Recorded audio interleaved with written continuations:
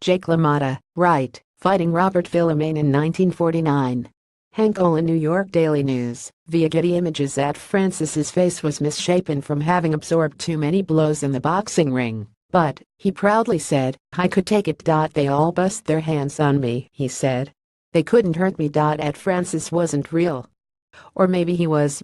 He was the title character in The Battler, a 1925 Hemingway short story about a broken-down scrapper encountered by the author's recurring protagonist, Nick Adams. There was a fair amount of Francis in Jake LaMotta, the one-time middleweight champion who died on Tuesday at 95. Other boxers bust their hands on him, but in his 106 fights he was knocked down only once, and that was late in his career. He too could take it. LaMotta would probably have faded into the blurred recesses of a dimming sport had it not been for Raging Bull, a 1980 Martin Scorsese film about this battler's life, loves and fury.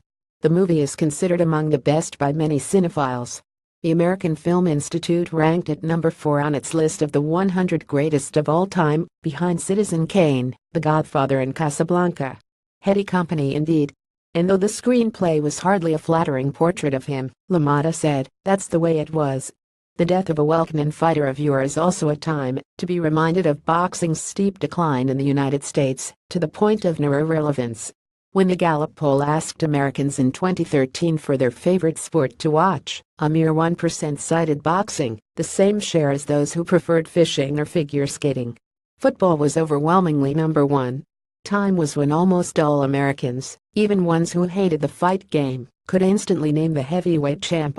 Try asking a friend or co-worker to do that now, let alone to care which among the alphabet soup of sanctioning organizations conferred the title. On occasion, there are still sparks of intense interest, as there was last month, when the welterweight Floyd Mayweather Jr. took on Conor McGregor, a champion of mixed martial arts who had never fought so much as a single round of professional boxing. Millions of people around the world paid hundreds of millions to watch that Las Vegas event on pay-per-view television. But what they saw was more spectacle than genuine sport. They were willing suckers, all, to borrow from Dan Barry, a Times sports columnist. Though wobbly in the legs, boxing, like Jake LaMotta, isn't easily knocked down. It is done well in some nations that used to be part of the Soviet Union. Calls for its abolition in this country, once fairly common, have not prevailed. And several countries that had once banned the sport, like Sweden, Norway, and Cuba, have reversed themselves. Boxing may not be widely admired, but as LaMotta wrote of himself in a 1970 memoir, also called Raging Bull, it is displayed an ability to punch, punch, punch, never give up, take all the punishment the other guy could hand out, but stay in there, slug and slug and slug. A version of this editorial appears in print on September 22, 2017, on page A26 of the New York edition with the headline "Jake LaMotta and the Art of Taking a Punch."